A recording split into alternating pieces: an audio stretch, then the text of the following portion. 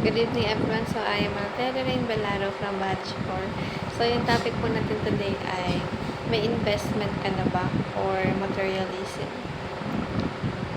At ang scripture po natin today ay matatagpuan sa Matthew 6 verse 19 to 21.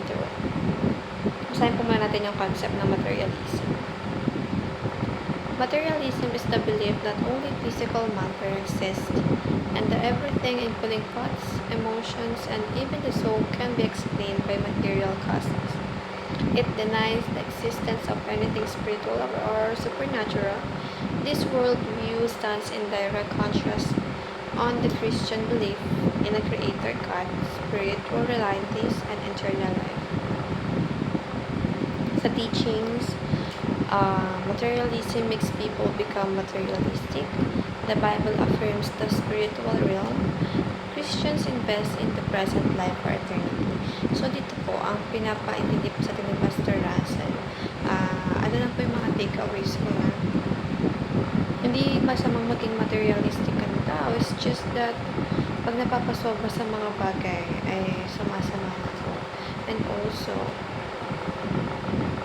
sabi dito, reject materialism and materialistic attitude, which is kasi nga nagiging cause na nga siya ng parang negative impact na rin sa pagkatao natin. And of course, mas napapasama din naman yung parang nagiging outcome kasi when you nagiging materialistic ka. But as long as naman yung nakokontrol mo yung sarili mo, nothing to worry about that. But lahat naman ng bagay, kung kaya natin, kung meron tayong disiplina sa sarili natin, ay makokontrol natin yun.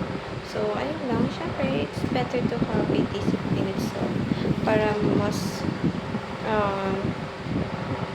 of course, mas malalaman natin kung hanggang saan yung limitasyon natin at malalaman natin kung ano yung tama at mali.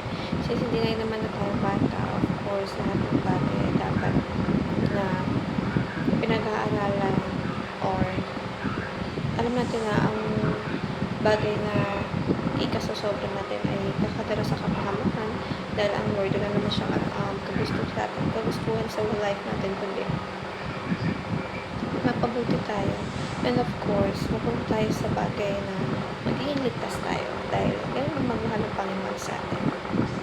So, kaya tayo dapat bilang tao, sinusunod natin yung kagustuhan ng Panginoon dahil kaya nga nasabi ko, ang kagustuhan ng Panginoon ay sa ikaliligtas natin. And of course, mapuputaway tayo sa mga bagay na mga possible outcome na ikakasama din ng sitwasyon natin in life. So, I'm not talking about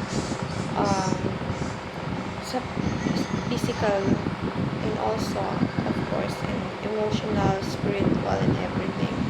Kaya dapat maging conscious tayo and also be mindful gaya ng sabi ko palagi sa lahat ng ginagawa natin sa buhay dahil hindi natin alam yung mga maaari o mga magiging possible na mangyari sa atin kapag ginawa natin yung bagay na yun. So, applications ito ay check materialism and materialistic attitude, discover your life's purpose and live accordingly, and treat this present life as an investment for eternity. So, habang tayo, hindi investment sa pera ang tinutukoy dito, kundi investment sa pagpapalago ng relasyon natin sa Panginoon Diyos. So, gamitin natin ito, huwag natin sayangin yung pagkakataon.